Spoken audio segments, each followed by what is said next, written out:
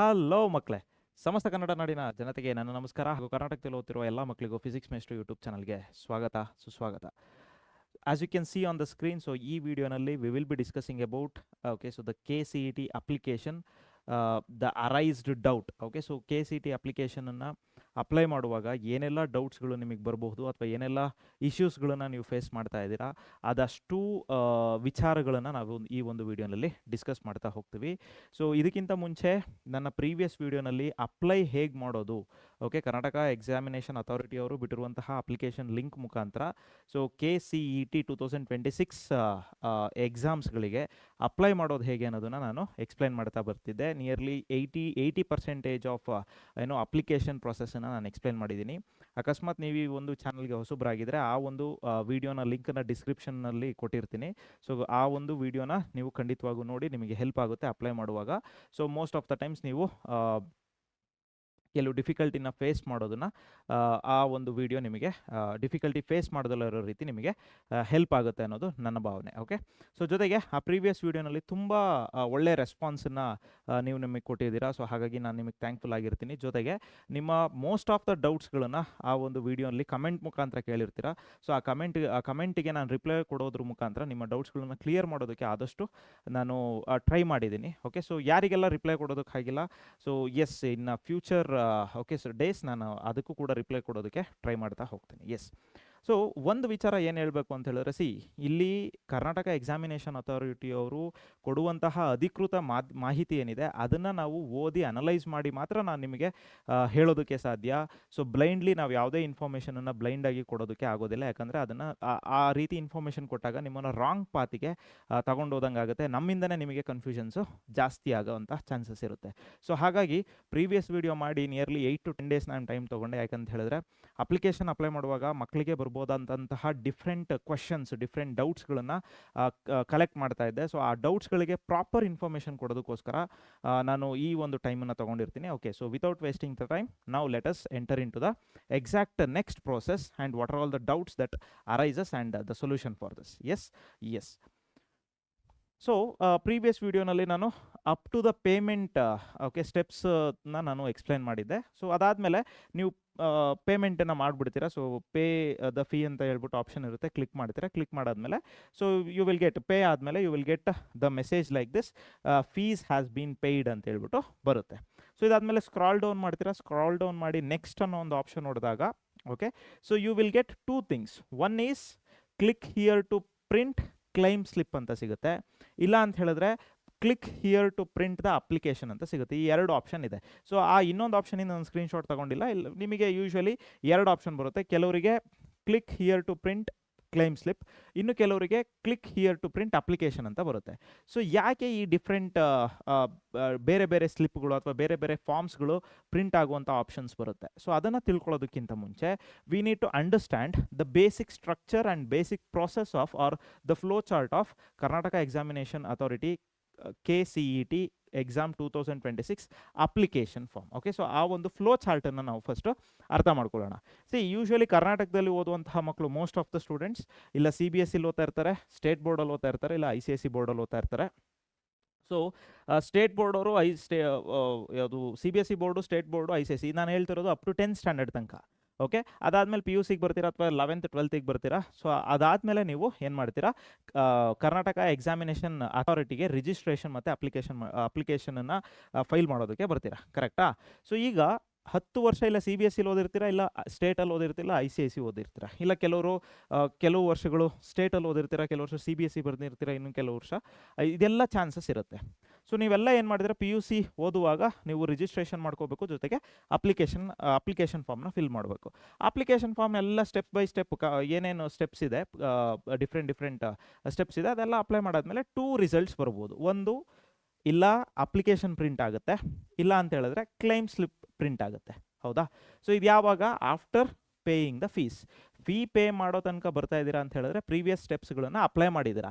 ನೀವು ಅಪ್ಲೈ ಮಾಡಿರೋವಂಥದ್ದು ಎಷ್ಟು ಮಟ್ಟಿಗೆ ಸರಿ ಅಥವಾ ಎಷ್ಟು ಮಟ್ಟಿಗೆ ಕಂಪ್ಲೀಟ್ ಆಗಿದೆ ಅನ್ನೋದು ನೀವು ಕೊಟ್ಟಿರುವಂಥ ಮಾಹಿತಿ ಮೇಲೆ ಡಿಪೆಂಡ್ ಆಗಿರುತ್ತೆ. ಆಯಿತಾ?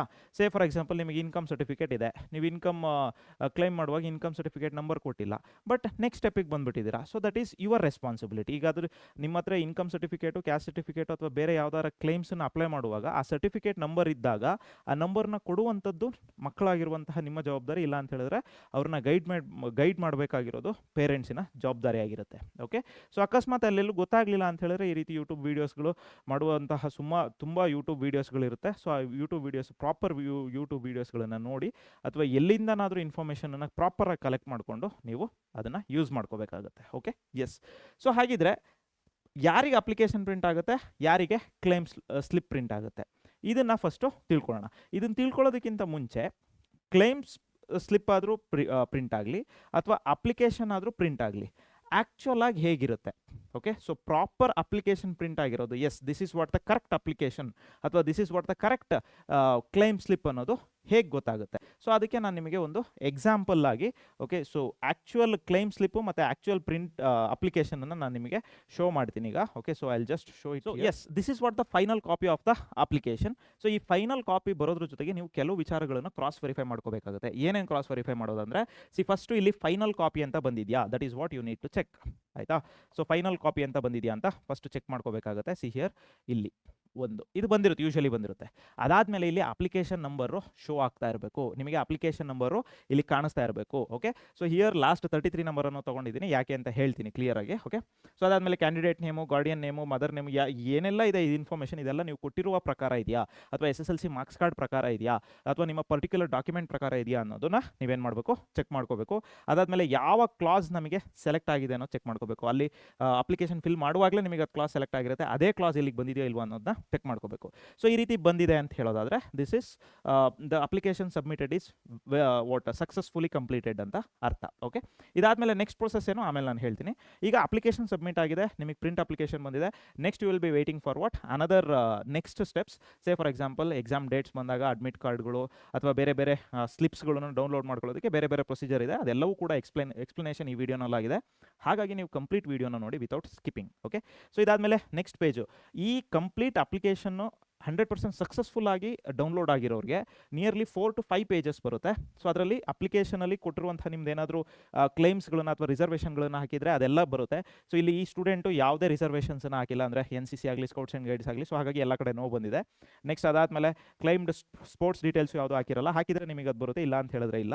ಸೊ ಅದಾದಮೇಲೆ ಅಕಾಡೆಮಿಕ್ ಡೀಟೇಲ್ಸು ಪ್ರತಿಯೊಂದನ್ನು ನೀವು ಚೆಕ್ ಮಾಡ್ಕೋಬೇಕಾಗುತ್ತೆ. Okay, yes. ಸೊ ನೆಕ್ಸ್ಟು ನೀವು ಓದಿರುವಂತಹ ಸ್ಕೂಲ್ಸು ಪ್ರತಿಯೊಂದು ಸ್ಕೂಲಿನ ನೇಮ್ಗಳೆಲ್ಲ ಬಂದಿದೆಯಾ, ಫೀಸು, ಇದನ್ನೆಲ್ಲ ಚೆಕ್ ಮಾಡಬೇಕಾಗುತ್ತೆ. ಇದು ಯಾರಿಗೂ ಬರುತ್ತೆ ಅಂತ ಹೇಳಿದ್ರೆ ಅಪ್ಲಿಕೇಶನ್ ಸಕ್ಸಸ್ಫುಲಿ ಸಬ್ಮಿಟ್ ಆಗಿ ಪ್ರಿಂಟ್ ಆಗಿರೋರಿಗೆ ಬರುತ್ತೆ. There are chances. Okay, so ಕೆಲವು ಕಮೆಂಟ್ಸ್ ಬಂದಿದೆ, ಏನು ಅಂತ ಹೇಳಿದ್ರೆ ಸರ್ ಅಪ್ಲಿಕೇಶನ್ ಸಬ್ಮಿಟ್ ಆಗಿದೆ, ಪ್ರಿಂಟ್ ಆಗಿದೆ, ಆದರೆ ಅದರಲ್ಲಿ ನೇಮ್ಸ್ ಬಂದಿಲ್ಲ, ಅದರಲ್ಲಿ ಫೀ ಪೇಮೆಂಟ್ ಆಗಲಿ ಬೇರೆ ಯಾವುದೇ ಆಗಲಿ ಇನ್ಫಾರ್ಮೇಷನ್ಸ್ ಪ್ರಾಪರಾಗಿ ಬಂದಿಲ್ಲ. ಸೊ ಆ ರೀತಿ ಎಕ್ಸಾಂಪಲ್ಲು ಕೂಡ ನಾನೊಂದು ತೋರಿಸ್ತೀನಿ.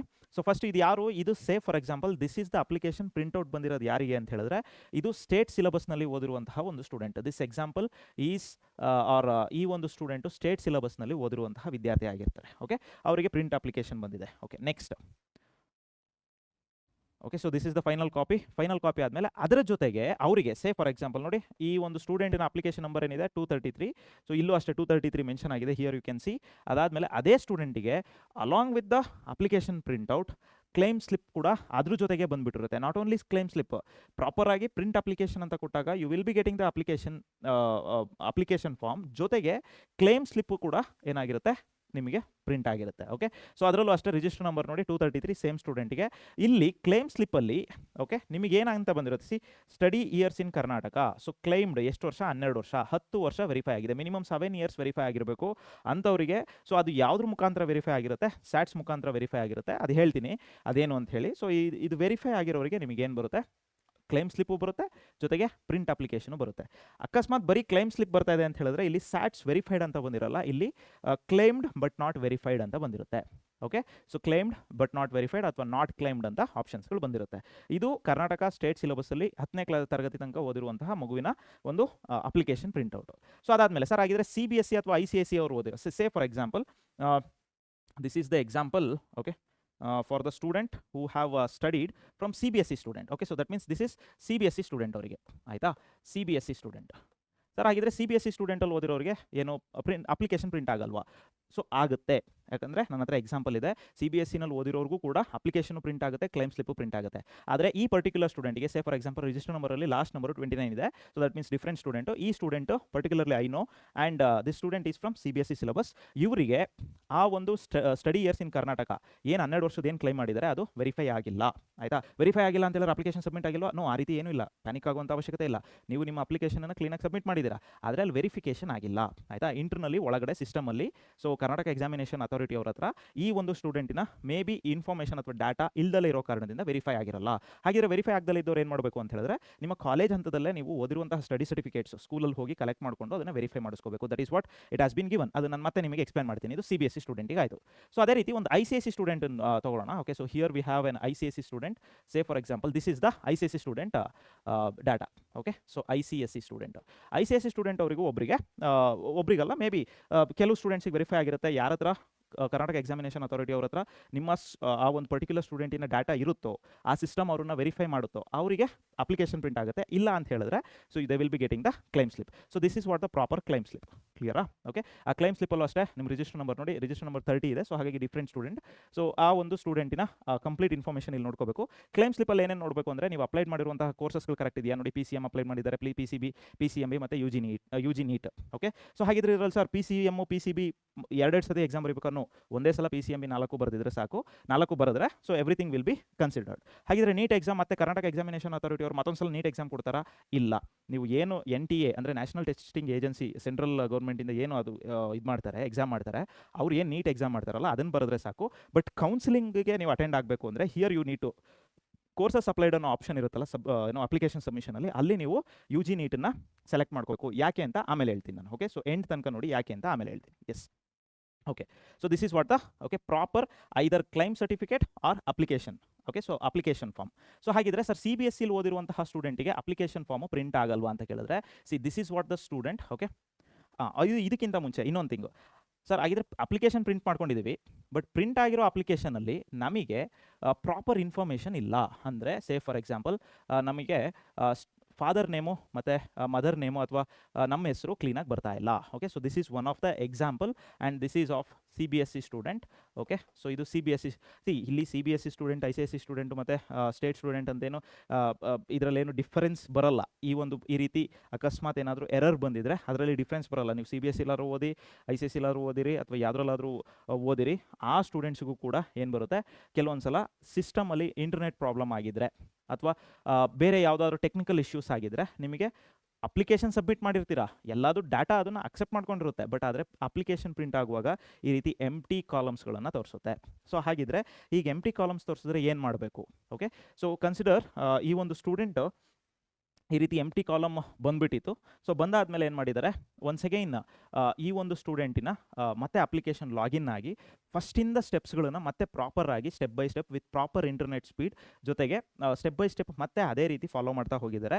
ಸೊ ಆ ಫಾಲೋ ಮಾಡ್ತಾ ಹೋಗಿ up to end complete every ಇನ್ಫಾರ್ಮೇಷನನ್ನು ಮತ್ತೊಂದು ಸಲ ಅಕಸ್ಮಾತ್ ಏನಾದರೂ ಸಬ್ಮಿಟ್ ಮಾಡಿರೋದನ್ನು ಮತ್ತೊಂದು ಸಲ ಏನು ಮಾಡಿರ್ತಾರೆ, ಸೇವ್ ಮಾಡಿ ಅಥವಾ ಪ್ರಾಪರಾಗಿ ಯಾವ್ದಾದ್ರು ಇನ್ಫಾರ್ಮೇಷನ್ ಏನಾದರೂ ಬಿಟ್ಟಿದ್ರೆ ನೀವು ನೋಡಿರ್ಬೋದು ಅಲ್ಲಿ ಸ್ಟಡಿ ಡೀಟೇಲ್ಸ್ ಆದಮೇಲೆ ರಿಸರ್ವೇಷನ್ ಡೀಟೇಲ್ಸು ಈ ರೀತಿ ಬ್ಲೂ ಕಲರ್ ಅಥವಾ ಪರ್ಪಲ್ ಕಲರಲ್ಲಿ 1 by 1 ಸ್ಟೆಪ್ ಬೈ ಸ್ಟೆಪ್ ಆಗುತ್ತಲ್ವಾ. ಓಕೆ, ಒಂದಾದಮೇಲೆ ನೆಕ್ಸ್ಟ್ ಕೊಡ್ತಾ ಹೋಗುತ್ತೆ.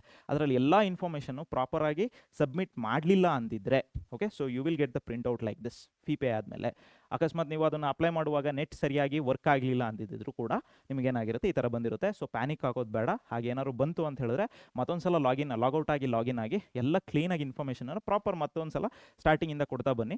ಆಲ್ರೆಡಿ ಕೆಲವುದು ಸೇವ್ ಆಗಿರುತ್ತೆ, ಕೆಲವು ಸೇವ್ ಆಗಿರಲ್ಲ, ಅದನ್ನು ಕೊಡ್ತಾ ಬನ್ನಿ. ಮತ್ತು ಅದಾದಮೇಲೆ ಪ್ರಿಂಟ್ ಅಪ್ಲಿಕೇಶನ್ ಕೊಡಿ. ನೆಟ್ ಕರೆಕ್ಟಾಗಿದೆಯಾ ಅಂತ, ಇಂಟರ್ನೆಟ್ ಸ್ಪೀಡ್ ಚೆನ್ನಾಗಿದೆಯಾ, ಮಿನಿಮಮ್ 20 Mbps ಅಲ್ಲಿದ್ದರೆ ಒಳ್ಳೆಯದು. ಸೊ ಅಷ್ಟಿದೆಯಾ ಅಂತ ನೋಡ್ಕೊಳ್ಳಿ. ಅಷ್ಟಿದೆಯಾ ಅಂತ ನೋಡ್ಕೊಂಡಾದ್ಮೇಲೆ ಡೌನ್ಲೋಡ್ ಮಾಡಾದ್ಮೇಲೆ for the same student okay, so the application got downloaded properly. Okay, so ಹಾಗಿದ್ರೆ ಈ ರೀತಿ ಬಂದಾಗ ಏನು ತೋರಿಸಿ, ಇಯರ್ ಕ್ಲೀನಾಗಿ ಇಂಡಿಕೇಟ್ ಮಾಡುತ್ತೆ ಎರರ್ ಅಂತೇಳಿ. ಓಕೆ, ನಿಮಗೆ ಡೌನ್ಲೋಡ್ ಆದಂತಹ ಅಪ್ಲಿಕೇಶನ್ ಫಾರ್ಮಲ್ಲಿ ಎರರ್ ಅಂತ ಬಂದಿದೆಯಾ ಅಂತ ನೋಡ್ಕೋಬೇಕು. ಫೈನಲ್ ಕಾಪಿ ಪಕ್ಕದಲ್ಲಿ ಅಪ್ಲಿಕೇಶನ್ ನಂಬರ್ ಬಂದಿದ್ರೆ ಪ್ರಾಪರಾಗಿ as it has been downloaded and it is final ಅಂತ ಅರ್ಥ. ಅಕಸ್ಮಾತ್ ಅಲ್ಲಿ ಅಪ್ಲಿಕೇಶನ್ ನಂಬರ್ ಬರೋದಲ್ಲ ಎರರ್ ಅಂತ ಬಂದಿದ್ರೆ ಸೊ ಇಲ್ಲಿ ಎಲ್ಲ ಕಾಲಮ್ಗಳು ಎಂಟಿ ಹೊಡಿತಾ ಇರುತ್ತೆ. Okay, so I hope you understood. So ಈಗ ನಾವೇನು ಡಿಸ್ಕಸ್ ಮಾಡಿದ್ವಿ ಅಂದರೆ, ಸೋ ಫಾರ್ ಸೋಫಾರ್ ನಾವು ಡಿಸ್ಕಸ್ ಮಾಡಿದ್ದು ಈ ಸ್ಟೆಪ್ನಲ್ಲಿ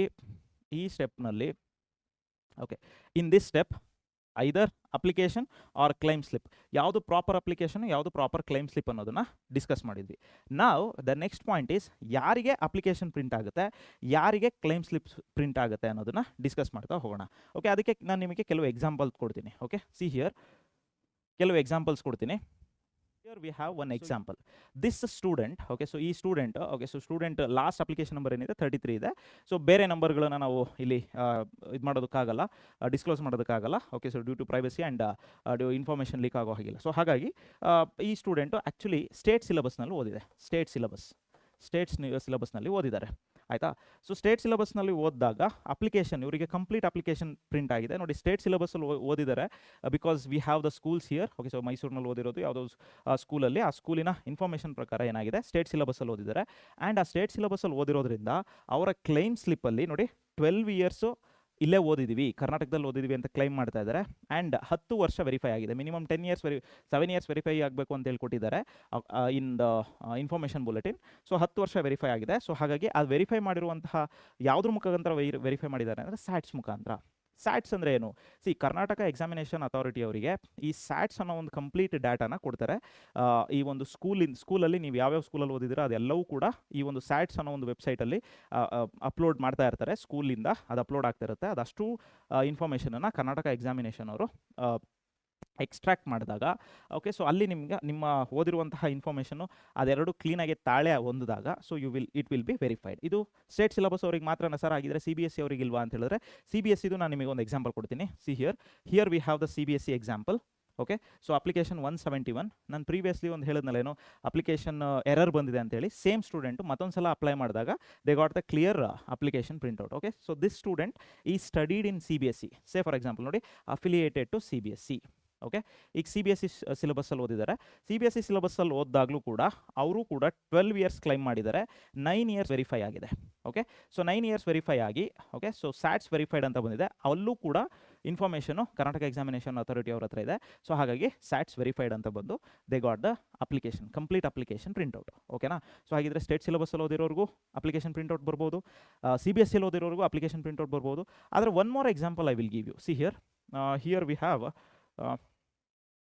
yes, here we have one more example. This is the candidate. ನೋಡಿ 29 ಇದೆ. ಪ್ರೀವಿಯಸ್ ಕ್ಯಾಂಡಿಡೇಟ್ ಇಂದು ಅಪ್ಲಿಕೇಶನ್ ನಂಬರ್ 471 ಇತ್ತು. Okay, so here we have lost 2 digits 29 ಇದೆ. ಓಕೆನಾ? ಸೊ ಈ ಸ್ಟೂಡೆಂಟು ಕೂಡ CBSEನಲ್ಲಿ ಓದಿದ್ದಾರೆ. ಆಯಿತಾ? CBSEನಲ್ಲಿ ಓದಿದ್ದಾರೆ. CBSEನಲ್ಲಿ ಓದಿದ್ರು ಕೂಡ, ಓಕೆ, ಸೊ ಅವರು ಕ್ಲಾಸ್ ಎ ಎಲಿಜಿಬಿಲಿಟಿ, ಅಂದರೆ ಎಲಿಜಿಬಿಲಿಟಿ ಕ್ಲಾಸ್ ಯಾವುದಿದೆ, ಕ್ಲಾಸ್ ಎ ಇದೆ. ಓಕೆ, ಅದು ಕೂಡ one of the important criteria. 12 years claim ಮಾಡಿದ್ದಾರೆ, ನಾವು ಓದಿದ್ದೀವಿ ಅಂತೇಳಿ, ಆದರೆ ವೆರಿಫೈ ಆಗಿಲ್ಲ. ಸರ್, ವಾಟ್ ಈಸ್ ದ ಏನು ಇದು ಪ್ರಾಬ್ಲಮ್ ಅಲ್ಲ ಇದು. Okay, so this is not A problem. So ಈ ಕರ್ನಾಟಕ ಎಕ್ಸಾಮಿನೇಷನ್ ಅಥಾರಿಟಿ ಅವ್ರ ಹತ್ರ ಈ ಒಂದು ಸ್ಟೂಡೆಂಟಿನ ಡಾಟಾ ಮೇ ಬಿ ಇರ್ದಲೇ ಇರಬಹುದು, ಹಾಗಾಗುತ್ತೆ. ಆಯಿತಾ? ಸೊ ಹಾಗಿರೋದಕ್ಕೋಸ್ಕರನೇ ಇದು ವೆರಿಫೈ ಆಗಿಲ್ಲ. ಹಾಗಿದ್ರೆ ಅವ್ರು ಏನು ಮಾಡಬೇಕು? ಇಲ್ಲಿ ಕೊಟ್ಟಿದ್ದಾರೆ ನೋಡಿ, not verified details to be verified at 12th or PU college. ಯಾರ್ದೆಲ್ಲ ಸ್ಯಾಟ್ಸ್ ವೆರಿಫೈ ಆಗಿರುತ್ತೆ, who are not having Kannada medium, rural linguistic and etcetera no need to visit the college. ಯಾರ್ದೆಲ್ಲ ಸ್ಯಾಟ್ಸ್ ವೆರಿಫೈ ಆಗಿ ಇವರು ಬೇರೆ ಯಾವುದೇ ಕ್ಲೈಮ್ಸ್ಗಳನ್ನು ಅಪ್ಲೈ ಮಾಡಿರಲ್ಲ. Say for example Kannada ಮೀಡಿಯಮಲ್ಲಿ ಓದಿದ್ದೀವಿ ಅಂತ ಆಗಲಿ, ರೂರಲ್ ಕೋಟಾ ಆಗಲಿ, ಹೈದರಾಬಾದ್ ಕರ್ನಾಟಕ ಆಗಲಿ, ಕಲ್ಯಾಣ ಕರ್ನಾಟಕ ಆಗಲಿ, ಈ ರೀತಿ ಯಾವುದೇ ಎಕ್ಸ್ಟ್ರಾ ರಿಸರ್ವೇಷನ್ಗಳನ್ನು ಕ್ಲೈಮ್ ಮಾಡ್ದಲೇ ಇದ್ದು ಬೇರೆ ಜಸ್ಟ್ ಸ್ಟಡಿ ಡೀಟೇಲ್ಸ್ಗಳನ್ನು ಕೊಟ್ಟು ಆ ಸ್ಟಡಿ ಡೀಟೇಲ್ಸ್ಗಳು ಸ್ಯಾಟ್ಸಿಂದ ವೆರಿಫೈ ಆಗಿರೋರು, ಇಲ್ಲಿ ಕ್ಲೈಮ್ಡ್ ಆ್ಯಂಡ್ ವೆರಿಫೈಡ್ ಅಂತ ಬಂದಿರೋರು. Okay, so they no need to go to the college for verification or anywhere for verification, because they will be getting the printout. Application printout ಬರುತ್ತೆ, ಇವ್ರಿಗೆ verify ಆಗಿರಲ್ಲ. So ಹಾಗಾಗಿ printout ಬಂದಿರಲ್ಲ. ಅವರಿಗಾಗಿದ್ರೆ ಏನು ಬರುತ್ತೆ ಅಂದರೆ ಓನ್ಲಿ ಕ್ಲೈಮ್ ಸ್ಲಿಪ್ ಬಂದಿರುತ್ತೆ. ಆ ಕ್ಲೈಮ್ ಸ್ಲಿಪ್ನ ತೊಗೊಂಡು ನಿಮ್ಮ ಸ್ಟಡೀಸ್ ಸರ್ಟಿಫಿಕೇಟ್ಸ್ ಏನಿದೆ ಸ್ಕೂಲಿಂದ ಕಲೆಕ್ಟ್ ಮಾಡಿಕೊಂಡು ನಿಮ್ಮ ಯಾವ ಕಾಲೇಜಲ್ಲಿ ಓದ್ತಾ ಇದ್ದೀರಾ, that is what the information it has been given ಅಲ್ವಾ? Okay, yes. ಸೊ ಹಾಗಿದ್ರೆ CBSE ಅಂದರೆ CBSEನಲ್ಲಿ ಓದಿರೋರಿಗೆ ಪಾರ್ಷಿಯಲಿ ಅದು ವೆರಿಫೈ ಆಗುತ್ತೆ, ಪಾರ್ಷಿಯಲಿ ವೆರಿಫೈ ಆಗಲ್ಲ ಅಂತ that is what I concluded. So ಹಾಗಾಗಿ ಎಲ್ರಿಗೂ ವೆರಿಫೈ ಆದರೆ ವೆಲ್ ಆ್ಯಂಡ್ ಗುಡ್, ಇಲ್ಲ ಅಂತ ಹೇಳಿದ್ರೆ ಮ್ಯಾನ್ಯುವಲಿ ವೆರಿಫೈ ಮಾಡಿಸ್ಕೊಳ್ಳಿ ಅಷ್ಟೇ. ಓಕೆ, ಸೊ ಹಾಗಿದ್ರೆ ಇದು ಕ್ಲೈಮ್ ಸರ್ಟಿಫಿಕೇಟ್ ಬರ್ತಿದ್ದಂಗೆ ನಮಗೆ ಅಪ್ಲಿಕೇಶನ್ ಬರಲ್ವಾ ಸರ್? ಬರುತ್ತೆ. ಅದಕ್ಕೆ ಏನು ಇನ್ಫಾರ್ಮೇಷನ್ ಕೊಟ್ಟಿದ್ದಾರೆ, ಯಾವುದು ಇನ್ಫಾರ್ಮೇಷನ್ ಬುಲೆಟಿನಲ್ಲಿದೆ, ಅದನ್ನು ನಾನು ಎಕ್ಸ್ಪ್ಲೇನ್ ಮಾಡ್ತೀನಿ. ಓಕೆ, ಸೊ ನಾವು we are very much clear. ಏನೇನು ಅಂತ ಹೇಳಿದ್ರೆ ಫೀ ಪೇ ಮಾಡಾದ್ಮೇಲೆ ಅಪ್ಲಿಕೇಶನ್ ಪ್ರಿಂಟ್ಔಟ್ ಆಗುತ್ತೆ. ಯಾವುದು ಪ್ರಾಪರ್ ಅಪ್ಲಿಕೇಶನ್ನು, ಯಾವುದು ಪ್ರಾಪರ್ ಕ್ಲೈಮ್ ಸ್ಲಿಪ್ ಅನ್ನೋದು ಗೊತ್ತಾಯಿತು. ಯಾವುದಕ್ಕೆ ಎರರ್ ಬರುತ್ತೆ, ಯಾಕೆ ಎರರ್ ಬರುತ್ತೆ, ಎರರ್ನ ಹೇಗೆ ಸರಿಪಡಿಸ್ಕೋಬಹುದು ಅನ್ನೋದು ಕೂಡ ಗೊತ್ತಾಯಿತು ಅಂದ್ಕೊಳ್ತೀನಿ. ಅದಾದಮೇಲೆ ಯಾರಿಗೆ ಅಪ್ಲಿಕೇಶನ್ ಪ್ರಿಂಟ್ ಆಗುತ್ತೆ, ಯಾರಿಗೆ verification slip claim slip print ಆಗುತ್ತೆ ಅನ್ನೋದು ಗೊತ್ತಾಗುತ್ತೆ. ಈಗ ಸ್ಟೇಟ್ ಸಿಲೆಬಸ್ ಅವರಿಗೆ most of the student 90% verify ಆಗಿರುತ್ತೆ. ಓಕೆ, ಕೆಲವರಿಗೆ ಯಾರು ಸ್ಟೇಟ್ ಸಿಲೆಬಸ್ಸಲ್ಲಿ ಓದಿರೋರಿಗೂ ಕೂಡ ಕೆಲವರಿಗೆ ಏನಾಗುತ್ತೆ ವೆರಿಫೈ ಆಗಿರಲ್ಲ. ಯಾಕೆ? ಬಿಕಾಸ್ ಅವರು ಕ್ಲಾಸ್ ಎ ಜೊತೆಗೆ ಬೇರೆ ಬೇರೆ ರಿಸರ್ವೇಷನನ್ನು ಕ್ಲೈಮ್ ಮಾಡಿರ್ತಾರೆ. Say for example rural quota ರಿಸರ್ವೇಷನ್ನ ಕ್ಲೈಮ್ ಮಾಡಿರ್ಬೋದು, ಅವರಿಗೆ ಪ್ರಿಂಟೌಟ್ ಬರಲ್ಲ. ಹೇಳ್ತೀನಿ ಯಾಕೆ ಅಂತ, ಇನ್ಫಾರ್ಮೇಷನ್ ಬುಲೆಟಿನಲ್ಲಿ ಕೊಟ್ಟಿದ್ದಾರೆ, ಅದನ್ನು ಕೂಡ with the information only I will show you. Okay, yes. ಇನ್ನೊಂದು ಸ್ಟೂಡೆಂಟ್ ಇದ್ದಾರೆ, ಇನ್ನೊಂದು ಸ್ಟೂಡೆಂಟ್ ಎಕ್ಸಾಂಪಲ್ ತೊಗೊಳ್ಳೋಣ. Say for example we have ICSE student. ನಾನು ಆಲ್ರೆಡಿ ಆಗಲೇ ಹೇಳಿದ್ದೆ, this is the ICSE student data. ಇವರು ಕೂಡ ಅಪ್ಲೈ ಮಾಡಿದ್ದಾರೆ, ಅಪ್ಲಿಕೇಶನ್ ಎಲ್ಲ ಕರೆಕ್ಟಾಗಿ ಆಗಿದೆ, ಬಟ್ ಅಪ್ಲಿಕೇಶನ್ ಫಾರ್ಮ್ ಪ್ರಿಂಟ್ ಆಗಿಲ್ಲ. Instead online claim slip print ಆಗಿದೆ. ಆ್ಯಂಡ್ ಯಾಕೆ ಅಂದರೆ ಅವ್ರು 12 ವರ್ಷದ್ದು ಕ್ಲೈಮ್ ಮಾಡಿದ್ದಾರೆ, ಕ್ಲಾಸ್ ಎನಲ್ಲಿದೆ.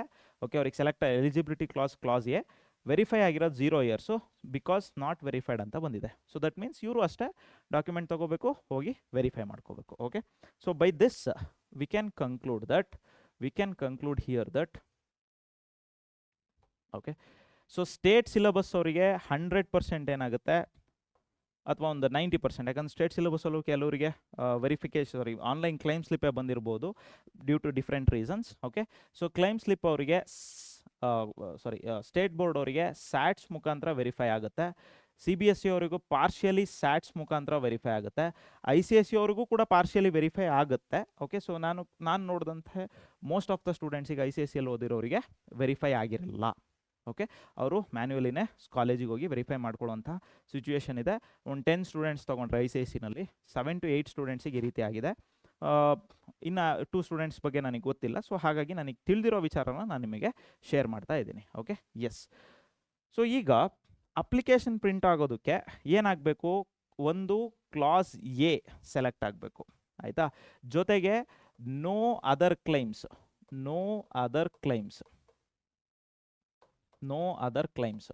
ಸೊ ಅವರಿಗೆ ಏನಾಗುತ್ತೆ, ಅಪ್ಲಿಕೇಶನ್ ಪ್ರಿಂಟ್ ಆಗುತ್ತೆ. Okay, yes. ಜೊತೆಗೆ ಈಗ ICSEನಲ್ಲಿ ಓದಿರೋರ್ಗೂ ಕೂಡ ಅಪ್ಲಿಕೇಶನ್ ಪ್ರಿಂಟ್ ಆಗ್ದಲೇ ಇರ್ಬೋದು. ಅವರು ಕ್ಲಾಸ್ ಎ ಬೇರೆ ಯಾವುದು ಕ್ಲೈಮ್ ಅಪ್ಲೈ ಮಾಡಿರಲ್ಲ, ಸೊ ಅವರಿಗೂ ಕೂಡ ಅಪ್ಲಿಕೇಶನ್ ಪ್ರಿಂಟ್ ಆಗ್ದಲೇ ಇರ್ಬೋದು. ಆದರೆ ಕ್ಲೈಮ್ ಸ್ಲಿಪ್ ಯಾರಿಗೆ ಪ್ರಿಂಟ್ ಆಗುತ್ತೆ ಅಂತ ಹೇಳಿದ್ರೆ, ಕ್ಲಾಸ್ ಎಗೆ ಸೆಲೆಕ್ಟ್ ಆಗಿ ಐದರ್ ಕಲ್ಯಾಣ ಕರ್ನಾಟಕ, ಹೈದರಾಬಾದ್ ಕರ್ನಾಟಕ, ಅಥವಾ ರೂರಲ್ ಕೋಟಾ, ಅಥವಾ ಬೇರೆ ಬೇರೆ ರಿಸರ್ವೇಷನ್ಸ್ಗಳನ್ನು ಅಪ್ಲೈ ಮಾಡಿರೋರಿಗೆ ವೆರಿಫಿಕೇಷನ್ ಅಥವಾ ಕ್ಲೈಮ್ ಸ್ಲಿಪ್ ಮಾತ್ರ ಏನಾಗಿರುತ್ತೆ, ಪ್ರಿಂಟ್ ಆಗಿರುತ್ತೆ. ಓಕೆ, ಜೊತೆಗೆ ಯಾವ ಬೋರ್ಡ್ನಲ್ಲಿ ಓದಿರ್ತೀರ ಅಲ್ಲಿಂದ ಕರ್ನಾಟಕ ಎಕ್ಸಾಮಿನೇಷನ್ ಅಥಾರಿಟಿ ಅವ್ರ ಹತ್ರ ಡಾಟಾ ಇರಲ್ವೋ ಅವ್ರಿಗೂ ಕೂಡ ಸ್ಟಡಿ ಡೀಟೇಲ್ಸು ಕೂಡ ಏನಾಗಿರಲ್ಲ, ವೆರಿಫೈ ಆಗಿರಲ್ಲ. ಸೊ ಅವ್ರಿಗೂ ಕೂಡ ಏನಾಗಿರುತ್ತೆ, ಕ್ಲೈಮ್ ಸ್ಲಿಪ್ ಮಾತ್ರ ಪ್ರಿಂಟ್ ಆಗಿರುತ್ತೆ. ಐ ಹೋಪ್ ಈ ಒಂದು ವಿಚಾರದಲ್ಲಿ ನಿಮಗೆ ಏನೆಲ್ಲ ಡೌಟ್ಸ್ ಕ್ರಿಯೇಟ್ ಆಗಿರ್ಬೋದು, ಕೆಲವರಿಗೆ ಕ್ಲೈಮ್ ಸ್ಲಿಪ್ ಯಾಕೆ ಪ್ರಿಂಟ್ ಆಗಿದೆ ಅನ್ನೋದು ಕ್ಲಿಯರ್ ಆಯಿತು ಅಂದ್ಕೊಳ್ತೀನಿ. ಕೆಲವರಿಗೆ ಅಪ್ಲಿಕೇಶನ್ ಯಾಕೆ ಪ್ರಿಂಟ್ ಆಗಿರುತ್ತೆ ಅನ್ನೋದು ಕ್ಲಿಯರ್ ಆಗಿದೆ ಅಂದ್ಕೊಳ್ತೀನಿ. ಅಪ್ಲಿಕೇಶನ್ ಪ್ರಿಂಟ್ ಆದರೂ ಕೂಡ ಅದ್ರ ಒಳಗಡೆ ಇನ್ಫಾರ್ಮೇಷನ್ ಸರಿಯಾಗಿ ಡಾಟಾ ತೋರಿಸ್ತಿಲ್ಲ ಅಂದರೆ ಯಾಕೆ, ಅದಕ್ಕೇನು ಸೊಲ್ಯೂಷನ್ ಅನ್ನೋದು ಕ್ಲಿಯರ್ ಆಯಿತು ಅಂದ್ಕೊಳ್ತೀನಿ. Yes, fine. ಸೊ ಇದಿಷ್ಟು ಇನ್ಫಾರ್ಮೇಷನ್ ಯಾವುದ್ರ ಬೇಸಿಸ್ ಮೇಲೆ ಕೊಡ್ತಾ ಇದ್ದೀರಾ ಸರ್ ಅಂದರೆ, ಸಿ ಹಿಯರ್ ಇಲ್ಲಿ ಹೇಳ್ತಾ ಇದ್ದಾರೆ ಏನಂತ, ಫಾರ್ ಹೂಮ್, ನಾನು ಈಗ ಏನು ಎಕ್ಸ್ಪ್ಲೈನ್ ಮಾಡಿದ್ದೀನಿ ಅದೇ ಥಿಂಗ್ ಕ್ಲಿಯರಾಗಿ ಅವ್ರು ಹೇಳಿದ್ದಾರೆ. For whom the application will not be printed, ಯಾರಿಗೆ ಪ್ರಿಂಟ್ ಆಗಲ್ಲ, candidates who claims eligibility class ಎನ ಕ್ಲೈಮ್ ಮಾಡಿ and claimed reservation for having studied 10 full academic years in Kannada medium. Okay, Kannada ಮಾಧ್ಯಮ ರಿಸರ್ವೇಷನ್ ಏನಾದರೂ ಅಪ್ಲೈ ಮಾಡಿದರೆ, okay, and then 10 full academic years in rural areas, rural quota ಮೇಲೆ ಏನಾದರೂ reservations apply ಮಾಡಿದರೆ, rural quota ಅಂತ ಬಂದಿರುತ್ತೆ ಅಲ್ಲಿ ಸ್ಟಡಿ ಡೀಟೇಲ್ಸಲ್ಲಿ, ಐ ಹೋಪ್ ಯು ರಿಮೆಂಬರ್, ಅದರಲ್ಲಿ ಏನಾದರೂ ಅಪ್ಲೈ ಮಾಡಿದರೆ, ಅಥವಾ 10 years from first standard to 12th standard in different languages. Okay, so ಆ ಲಿಂಗ್ವಿಸ್ಟಿಕ್ ಅಥವಾ ಮೈನಾರಿಟಿ ರಿಸರ್ವೇಷನ್ ಏನಾದರೂ ಅಪ್ಲೈ ಮಾಡಿದರೆ, ಅಥವಾ ರಿಲಿಜಿಯಸ್ ಮೈನಾರಿಟಿ ರಿಸರ್ವೇಷನ್ಸ್ ಅಪ್ಲೈ ಮಾಡಿದರೆ, ಸೊ ಅವರಿಗೆ for these candidates after submitting the application only claim slip will be available for download initially. The status claim ಸ್ಲಿಪ್ನಲ್ಲಿ claimed and verified, claimed but not verified or not claimed will be printed. Claimed and verified ಅಂತ ಬಂದಿದ್ರೆ, so then they can go for what, print down the application. illa ant helidre, okay, will be printed on the claim slip at claim certificate. At this stage there is no provision to print the complete application. Okay, so idu yaude ರಿಸರ್ವೇಷನನ್ನು apply ಮಾಡಿರೋರಿಗೆ, so they are not allowed to get the application form. Okay, they are only allowed to get the claim certificate. These candidates ಹಾಗಿದ್ರೆ ಅದನ್ನು ತೊಗೊಂಡು ಏನು ಮಾಡಬೇಕು? See here, these candidates should get the documents verified by submitting all the documents at the college where they are presently studying or in any government college. After verifying in the respective college, the candidates will be allowed to log in to the portal and print CET 2026 application form. Sir ಹಾಗಿದ್ರೆ claim slip ಬಂದಿದೆ, claim slip ತೊಗೊಂಡು ನಾವು verify ಮಾಡಿಸ್ತಾ ಇದ್ದೀವಿ, verify ಮಾಡಿಸ್ಕೊಂಡಾಗಿದೆ. ಅದಾದಮೇಲೆ ಏನು ಮಾಡಬೇಕು ಅಂದರೆ ಇಲ್ಲಿ ಕೊಟ್ಟಿದ್ದಾರೆ ನೋಡಿ, the candidates should get their documents verified by submitting all the documents to the college where they are presently studying or any government college. After verifying in the respective college, the candidates will be allowed to log into the portal and print the CET application form. Okay, yes. So candidates claiming the remaining eligibility clauses such as B, C, D up to O in the application should print the application on the candidate portal after verifying the documents in the Karnataka Examination Authority. ಅಂದರೆ class A ಬಿಟ್ಟು ಮಿಕ್ಕಿದ ಯಾವುದೇ class ನಿಮಗೆ allot ಆಗಿದ್ರು eligibility ಕ್ಲಾಸಲ್ಲಿ ನಿಮಗೆ ಯಾರಿಗೂ ಕೂಡ ಅಪ್ಲಿಕೇಶನ್ ಪ್ರಿಂಟ್ ಆಗಲ್ಲ. ಅವರೆಲ್ಲರೂ ಕೂಡ after the verification of your documents. Okay, so ನೀವು ಕ್ಯಾಂಡಿಡೇಟ್ ಪೋರ್ಟಲ್ ಅನ್ನೋ ಒಂದು ನ್ಯೂ ಟೆಕ್ನಾಲಜಿ ಕೊಟ್ಟಿದ್ದಾರೆ ಅಥವಾ ನ್ಯೂ ಅಪ್ಡೇಟ್ ಬಿಟ್ಟಿದ್ದಾರೆ, ಅಲ್ಲಿ ಲಾಗಿನ್ ಆಗಿ you have to download the application printout. Clear? Yes. So next ಹಾಗಿದ್ರೆ ಯಾರಿಗೆ ಪ್ರಿಂಟ್ ಆಗುತ್ತೆ? So who will get the print out of the application form? After confirming the details of the prescribed 7 years of study including 10th class or 2nd PUC for the government seats under eligibility class A. This is very much important. So class A ಬಂದು eligibility class, the status successfully verified ಅಂತ ಬಂದಿರೋರಿಗೆ, ಆಯಿತಾ, successfully verified ಅಂತ ಬಂದಿರೋರಿಗೆ will be mentioned in the claim certificate and the CET 2026 application form will be made available for the printing on the candidates portal. Okay, so ಅವರು candidates portal ಈ ರೀತಿ ಈ information ಅಥವಾ ಈ ಒಂದು ಕಂಡೀಷನ್ ಯಾರು ಸ್ಯಾಟಿಸ್ಫೈ ಆಗ್ತಾರೋ ಅವರಿಗೆ ನಿಮಗೇನು ಬಂದಿರುತ್ತೆ, application form will be made available for printing. Okay, so successfully verified ಅಂತ ಬರಬೇಕು. Okay, say for example see here SATS verified ಅಂತ ಬಂದಿದೆ ನೋಡಿ, ಕ್ಲಿಯರ್ ಆಗಿ ಸ್ಯಾಟ್ಸ್ ವೆರಿಫೈಡ್. ದಿಸ್ ಕ್ಯಾಂಡಿಡೇಟ್ ಈಗ ಸ್ಯಾಟ್ಸ್ ವೆರಿಫೈಡ್ ಅಂತ ಬಂದಿರೋದಕ್ಕೋಸ್ಕರ ಅವರ ಫೈನಲ್ ಕಾಪಿ ಬಂದಿದೆ, ಅಪ್ಲಿಕೇಶನಿನ ಫೈನಲ್ ಕಾಪಿ ಈ ರೀತಿ ಇರುತ್ತೆ. ಓಕೆ, ನಾನು ಇದ್ರ ಬಗ್ಗೆ ಎಕ್ಸ್ಪ್ಲೈನ್ ಮಾಡಿದ್ದೀನಿ.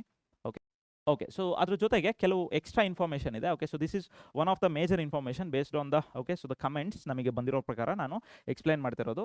ಏನು ಅಂತ ಹೇಳಿದ್ರೆ, ಸರ್ ಈಗ ಕ್ಯಾಸ್ಟ್ ಮತ್ತು ಇನ್ಕಮ್ ಸರ್ಟಿಫಿಕೇಟ್ ಇದ್ದಾಗ ಕ್ಯಾಸ್ಟಿಗೆ ಸಪ್ರೇಟು ಇನ್ಕಮಿಗೆ ಸಪ್ರೇಟು ಆರ್ ಡಿ ನಂಬರ್ ಏನಾದ್ರು ಇರುತ್ತಾ ಅಂತ ಹೇಳಿದ್ರೆ, ಎಕ್ಸೆಪ್ಟ್ ಇನ್ಫಾರ್ಮೇಷನ್ ಇರೋದ್ರ ಪ್ರಕಾರ SC ಆ್ಯಂಡ್ ST ಅವರಿಗೆ ಬಿಟ್ಟು ಮಿಕ್ಕಿರೋರಿಗೆ ಎಲ್ರಿಗೂ ಕೂಡ ಆದಾಯ ಮತ್ತು ಜಾತಿ ಪ್ರಮಾಣ ಪತ್ರ ಅಂತೇಳಿ ನಿಮಗೆ ಒಂದು ಆರ್ ಡಿ ನಂಬರ್ ಇರುವಂತಹ number from the tahsildar office ನಿಮಗೆ ಬರುತ್ತೆ. ಅದರಲ್ಲಿ ಕ್ಯಾಸ್ಟ್ ಆ್ಯಂಡ್ ಇನ್ಕಮ್ ಸರ್ಟಿಫಿಕೇಟ್ ಅಂತ ಇದ್ದರೆ ಒಂದೇ ಆರ್ ಡಿ ನಂಬರ್ ಹೊಡೆದ್ರೆ ಸಾಕು. R D number check R D number ಬಂದಾಗ claims category, okay, R D number, R D name, ನಿಮ್ಮ ಹೆಸರು, ತಂದೆ ಹೆಸರು, ತಾಯಿ ಹೆಸರು ಎಲ್ಲ ಕ್ಲಿಯರಾಗಿ ನೋಡಬೇಕು. ಆರ್ ಡಿ ಎಕ್ಸ್ಪೈರಿ ಡೇಟ್ ನೋಡಬೇಕು. ಇಲ್ಲಿ R D certificate status accepted ಅಂತ ಇರಬೇಕು. Here we have the accepted status ಇದೆ, ಅಕ್ಸೆಪ್ಟೆಡ್ ಅಂತ ಇರಬೇಕು. ಆವಾಗ ನಿಮ್ಮ ಒಂದು ಕ್ಯಾಸ್ಟ್ ಮತ್ತು ಇನ್ಕಮು ವೆರಿಫೈ ಆಗಿರುತ್ತೆ. ಇಫ್ ಇನ್ ಕೇಸ್ ನೀವು 2A 2B 3A 3B ಏನಾದರೂ ರಿಸರ್ವೇಷನನ್ನು ಅಥವಾ ಫೀ ಎಕ್ಸಾಮ್ಷನನ್ನು ಕ್ಲೈಮ್ ಮಾಡ್ತೀವಿ ಅನ್ನೋದಾದರೆ this is very much important. ಯಾಕೆಂದರೆ ಇಲ್ಲಿ ಆರ್ ಡಿ ನಂಬರ್ ಕ್ಲಿಯರಾಗಿ ಕೊಟ್ಟರೆ, so I want to claim category under SC ST category 1 2A 2B 3A 3B ಅಂತ ಕೊಟ್ಟಾಗ here you have to submit the R D number and R D number verification ಏನಾಗಿರಬೇಕು, status accepted ಅಂತ ಇರಬೇಕು. Accepted ಅಂತ ಇದ್ದರೆ ಮಾತ್ರ ನಿಮಗೇನಾಗುತ್ತೆ, ಆ ಒಂದು ಕ್ಯಾಟಗರಿ ಅಂಡರು ನೀವು ಏನಾಗ್ಬೋದು, ರಿಸರ್ವೇಷನ್ಗೆ ಎಲಿಜಿಬಲ್ ಆಗ್ತೀರಾ.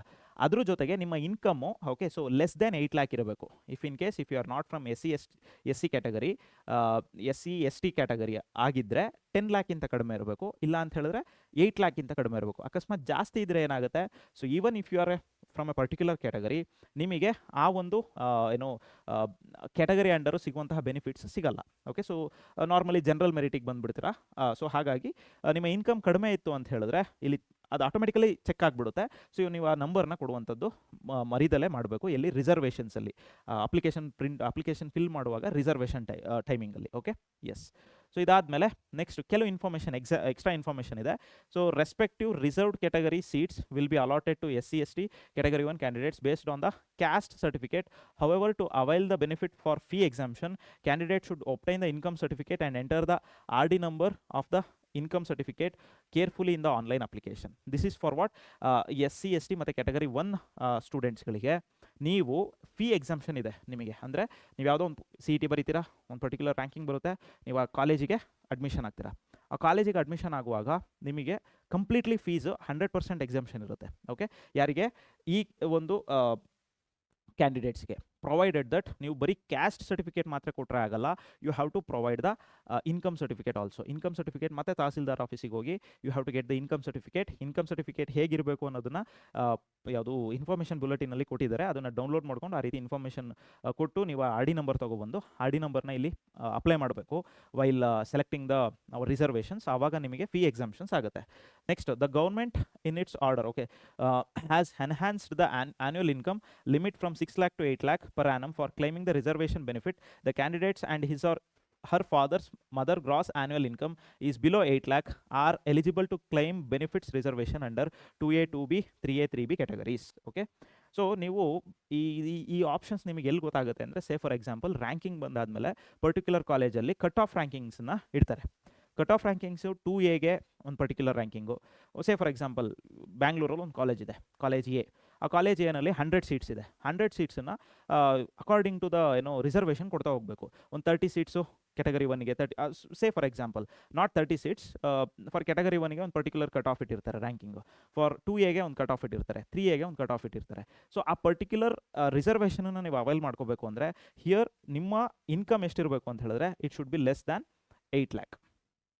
ಓಕೆ, ಸೊ ಆ ಬೆನಿಫಿಟ್ಸನ್ನು ನೀವು ಅವೈಲ್ ಮಾಡ್ಕೋಬೇಕು ಅಂದರೆ your income must be less than 8 lakh. ಅಕಸ್ಮಾತ್ ಇಲ್ಲ ಅಂದರೆ ಏನಾಗುತ್ತೆ, ಮೇ ಬಿ ಜನರಲ್ ಮೆರಿಟ್ ಅಂತ ಕನ್ಸಿಡರ್ ಮಾಡ್ಬೋದು. ಜನರಲ್ ಆಗಿ ನೀವು you will be claiming. Clear? Yes, I hope you understood. Next,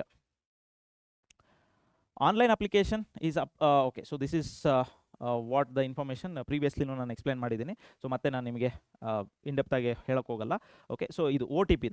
OTP will be sent to the candidate registered mobile number, and after verification candidate will allowed to proceed to enter the details online. Hence the candidate has to provide their mobile number only. Okay, one mobile number should be used for one application. Change of mobile number will not be entertained. Very much important. ನೀವು particular number ಯಾವ್ದು ಕೊಡ್ತೀರಾ ಅದೇ ನಂಬರ್ನ use ಮಾಡಬೇಕು. ಒಂದು ಸ್ಟೂಡೆಂಟಿಗೆ ಒಂದೇ phone number, ಅದೇ number ಇಟ್ಕೊಂಡು ಬೇರೆ ಸ್ಟೂಡೆಂಟಿಗೆ ಟ್ರೈ ಮಾಡ್ತೀವಿ ಅಂದರೆ it is not allowed. Okay, yes. So regarding the syllabus, okay, so syllabus ಏನಿದೆ ಅದು ಸೆಕೆಂಡ್ PUC ಸಿಲೆಬಸ್ NCERT ಇಂದ ಅಥವಾ PU ಬೋರ್ಡಿಂದ ಏನು ಕೊಟ್ಟಿದ್ದಾರೆ ಸೇಮ್ ಸಿಲೆಬಸ್, ಅದ್ರ ಬಗ್ಗೆ ಇನ್ಫಾರ್ಮೇಷನ್ ಕೊಟ್ಟಿದ್ದಾರೆ. Next, internal reservation. Okay, so this is also information. Okay, so ಈ ಇನ್ಫಾರ್ಮೇಷನ್ ನೀವು ಇನ್ಫಾರ್ಮೇಷನ್ ಬುಲೆಟಿನಲ್ಲಿ ನೀವು ನೋಡ್ಬೋದು.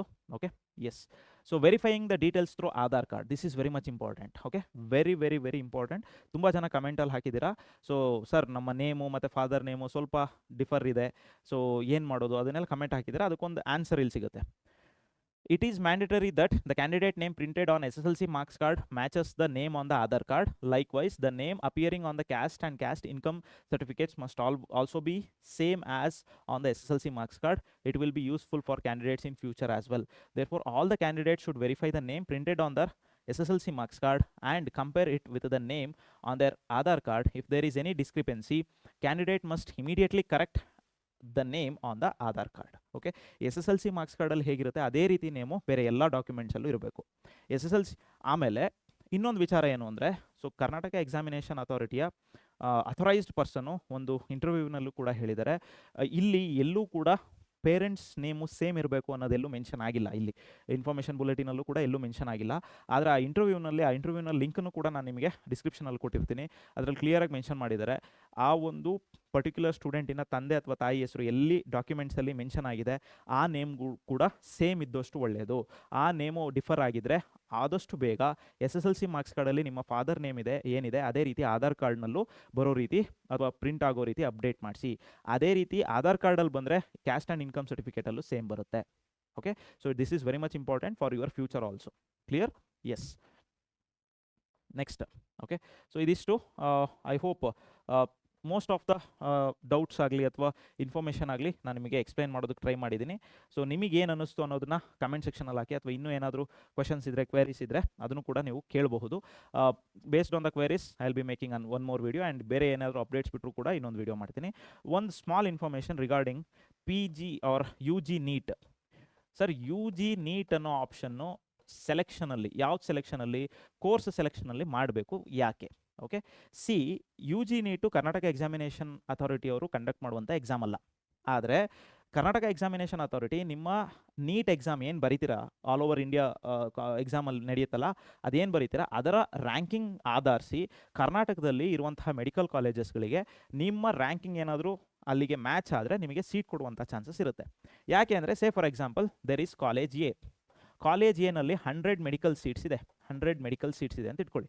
ಸೊ 100 ಮೆಡಿಕಲ್ ಸೀಟ್ಸ್, ಈ ಕಾಲೇಜ್ ಎ ಎಲ್ಲಿದೆ? ಕರ್ನಾಟಕದಲ್ಲಿದೆ. ಈಗ 100 ಮೆಡಿಕಲ್ ಸೀಟ್ಸ್ ಇದೆ. 100 ಮೆಡಿಕಲ್ ಸೀಟ್ಸಲ್ಲಿ ಸೇ ಫಾರ್ ಎಕ್ಸಾಂಪಲ್ ಒಂದು 20 ಸೀಟ್ಸನ್ನು, okay, so national testing agency ಅಂದರೆ NTA ಅವ್ರಿಗೆ ಕೊಡ್ತಾರೆ. ಅಂದರೆ ಆಲ್ ಓವರ್ ಇಂಡಿಯಾದಲ್ಲಿ ಯಾರ್ದು ರ್ಯಾಂಕಿಂಗ್ ಇರುತ್ತೆ, ಯಾರ್ದು ಕಡಿಮೆ ರ್ಯಾಂಕಿಂಗ್ ಇರುತ್ತೆ, ಆ ರ್ಯಾಂಕಿಂಗ್ ಪ್ರಕಾರ ಕಟ್ ಆಫ್ ಬಂದರೆ ಆ ಸೀಟ್ಗಳನ್ನು ಅವೈಲ್ ಮಾಡ್ಕೋಬೋದು.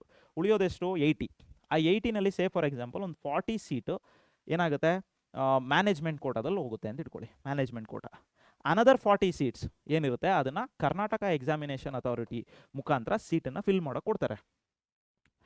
ಇದು ಎಕ್ಸಾಕ್ಟ್ ನಂಬರ್ ಅಲ್ಲ, ನಾನು ನಿಮಗೆ ಅರ್ಥ ಮಾಡಿಸೋದಕ್ಕೋಸ್ಕರ ಪರ್ಟಿಕ್ಯುಲರ್ ಎಕ್ಸಾಂಪಲ್ ತೊಗೊಂಡು ಕೊಡ್ತಾರೆ ಅದಷ್ಟೇ. ಸೊ ಆಫ್ಟರ್ವರ್ಡ್ಸ್ ಪ್ಲೀಸ್ ಡೋಂಟ್ 40%, 20% ಅಂತ ಅಲ್ಲ, ಜಸ್ಟ್ ಅನ್ ಎಕ್ಸಾಂಪಲ್. ಈಗ ಕರ್ನಾಟಕ ಎಕ್ಸಾಮಿನೇಷನ್ ಅಥಾರಿಟಿ ಅವರು ಈ ಸೀಟನ್ನು ಫಿಲ್ ಮಾಡಬೇಕು ಅಂದರೆ, ಈಗ ಆ ಸೀಟನ್ನು ಯಾರಿಗೆ ಫಿಲ್ ಮಾಡ್ತಾರೆ ಅಂದರೆ, ಯಾರು UG ನೀಟ್ ಆಪ್ಷನನ್ನು ಸೆಲೆಕ್ಟ್ ಮಾಡಿರ್ತಾರೋ, ಕೋರ್ಸ್ ಡೀಟೇಲ್ಸ್ನಲ್ಲಿ UG ನೀಟ್ ಅನ್ನೋ ಆಪ್ಷನನ್ನು ಸೆಲೆಕ್ಟ್ ಮಾಡಿರ್ತಾರೋ ಅವ್ರಿಗೆ ಮಾತ್ರ ಈ ಒಂದು ಸೀಟನ್ನು ಅಲಾಟ್ ಮಾಡೋದಕ್ಕೆ ಎಲಿಜಿಬಲ್ ಆಗಿರ್ತಾರೆ. ಈ UG ನೀಟನ್ನು ಸೆಲೆಕ್ಟ್ ಮಾಡೋದ್ರ ಜೊತೆಗೆ they have to write NEET exam. ಅಲ್ಲಿ ಒಂದು ಪರ್ಟಿಕ್ಯುಲರ್ ರ್ಯಾಂಕಿಂಗ್ ಬರುತ್ತೆ, ಅದು ಆಲ್ ಇಂಡಿಯಾ ರ್ಯಾಂಕಿಂಗ್ ಆಗಿರುತ್ತೆ.